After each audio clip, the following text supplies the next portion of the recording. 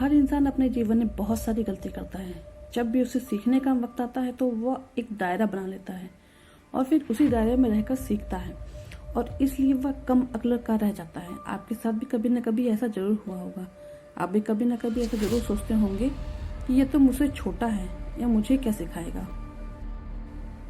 इसका तो धर्म अलग है, इससे मैं क्या सीखूंगा। या फिर आप कभी कभी ये भी सोचते हैं कि इसकी औकात ही क्या है मुझे सिखाने की, और इसलिए आप में अकल की कमी रह जाती है। तो आज हम बात करने वाले हैं हनुमान जी के 5 ऐसे गुणों के बारे में जो हर इंसान के अंदर जरूर होना चाहिए। तो ध्यान से इन गुणों को पढ़िए और सीखने की कोशिश करिए। नंबर 1, जीवन में बड़े लक्ष्य बनाइए और उन्हें हासिल करें। पहली जो सबसे बड़ी सीख हमें हनुमान जी के जिंदगी से मिलती है वो ये कि बड़े लक्ष्य बनाओ और उसे हासिल करके दिखाओ। आप सभी याद कीजिए कि जब आप सब छोटे थे और कोई व्यक्ति आपसे प्रश्न पूछता था कि आपको अपने जीवन में क्या बनना है, तो आप उसे कहते थे कि मुझे पायलट बनना है, इंजीनियर बनना है, डॉक्टर बनना है या फिर कलेक्टर बनना है। लेकिन अब अपने आप से प्रश्न कीजिए कि क्या आप आज वो हैं जो आप बनना चाहते थे? बिल्कुल नहीं। हनुमान जी के जीवन से हम ये सीख सकते हैं कि जीवन में हमेशा बड़ा लक्ष्य बनाओ और उस लक्ष्य को हासिल करके भी दिखाओ। हनुमान जी जब छोटे थे तो उन्हें दूर पर एक चमकती हुई चीज नजर आई जो कि सूरज था, और हनुमान जी को लगा ये कोई फल है और वो उसे खाने के लिए दौड़ पड़े। इंद्र जी ने उन्हें रोकने की बहुत कोशिश की लेकिन वो नहीं रुके और उसे अपने मुंह में ले लिया। इसका मतलब हनुमान जी जब छोटे थे तो भी वो बड़ा लक्ष्य बनाते थे और उसे हासिल करके दिखाते थे। जब सीता जी को सब लोग ढूंढने के लिए आगे बढ़ रहे थे तब सामने एक बहुत बड़ा समुद्र आ गया। उनके साथ के बहुत सारे लोग हार मान गए। बहुत सारे लोग तो ये भी कहने लगे कि अब हमें सीता जी नहीं मिलेंगी, हमें वापस चल देना चाहिए। लेकिन उस समय भी हनुमान जी ने हार नहीं मानी। उन्होंने उस समुद्र को भी पार किया और सीता जी को ढूंढ निकाला। जब लक्ष्मण जी मूर्छित हुए तब भी यही हुआ था। वैद्य ने कहा था कि संजीवनी बूटी से ही लक्ष्मण जी ठीक हो सकते हैं, लेकिन साथ ही साथ ये भी कहा था कि संजीवनी बूटी मिल जाना असंभव है क्योंकि वह हिमालय पर है और सिर्फ एक रात में उस जड़ी बूटी को लाना असंभव है। उस वक्त सिर्फ हनुमान ही जी थे जिसने असंभव दिखने वाले काम को संभव कर दिखाया। जब वह हिमालय पहुंचे तो उन्हें जड़ी बूटी नहीं मिल रही थी और इसलिए उन्होंने पूरा का पूरा हिमालय पर्वत वैद्य के सामने लाकर रख दिया था। इसलिए सीख को अपने जीवन में उतार लो। हमेशा बड़ा लक्ष्य बनाओ और उस लक्ष्य को हासिल करके दिखाओ। नंबर 2, संवाद की कला को बेहतर बनाएं। दूसरी चीज जो हमें हनुमान जी से सीखने को मिलती है वो है संवाद की कला। इसका मतलब किसी भी इंसान से बातचीत कैसे करना है। लेकिन अब आप कहेंगे कि इसमें सीखने की जरूरत क्या है, ये तो हमें पहले से आता है। लेकिन सिर्फ बात करने को संवाद करना नहीं कहते।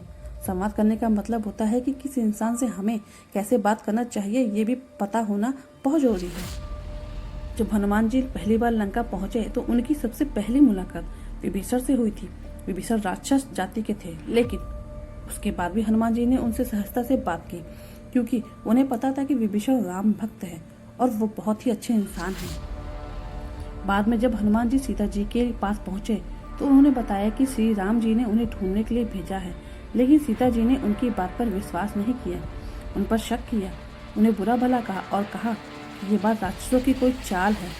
और इस बात पर भी हनुमान जी को गुस्सा नहीं आया, परेशान नहीं हुए। उन्होंने बहुत ही विनम्रता के साथ सीता जी से बात की, उन्हें अपना परिचय दिया और जो शक सीता जी को था उस शक को दूर करने के लिए श्री राम जी के द्वारा दी गई अंगूठी को सीता जी को दिया। यहाँ पर संवाद का बहुत ही बड़ा रोल है। लेकिन जब हनुमान जी रावण से मिलने पहुंचे तो वहाँ पर कुछ और ही संवाद था।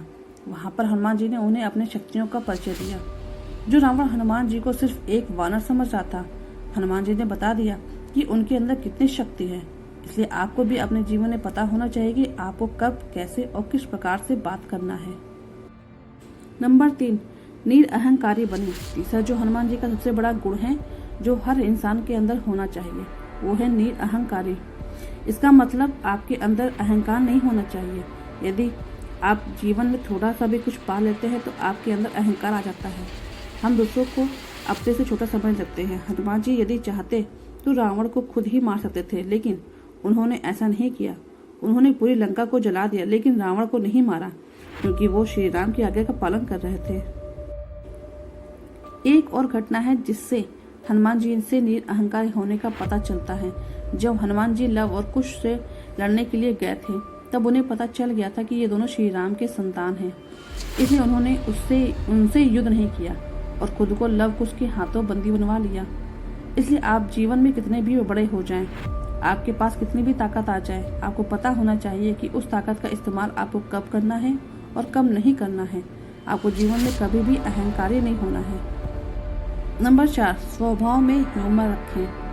हनुमान जी के जीवन की चौथी सबसे बड़ी सीख है कि हर इंसान के अंदर ह्यूमर का होना बहुत जरूरी है। हनुमान जी हमेशा कुछ न कुछ करते रहते हैं जिससे माहौल खुशनुमा बना रहे। लेकिन आप सोच कर देखिए, आपके आसपास जो लोग रहते हैं वो हमेशा कोशिश करते हैं कि माहौल को कैसे खराब किया जा सकते हैं, और वो पूरी कोशिश भी करते हैं। लेकिन दुनिया के जितने भी महान लोग होते हैं उनके अंदर ये गुण अवश्य होता है।